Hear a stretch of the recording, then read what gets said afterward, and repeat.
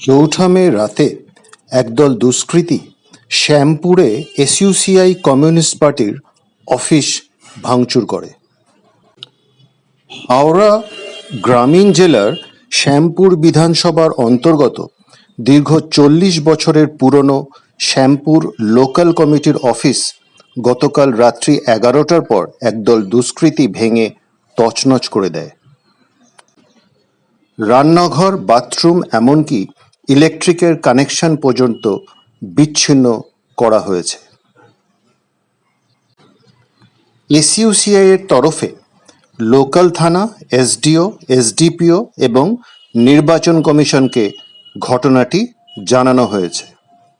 এই ঘটনার প্রতিবাদ জানিয়ে আজ 5ই মে বিকাল 4টায় শ্যামপুর বাসস্ট্যান্ডে একটি পথসভার আয়োজন করা হয়েছে।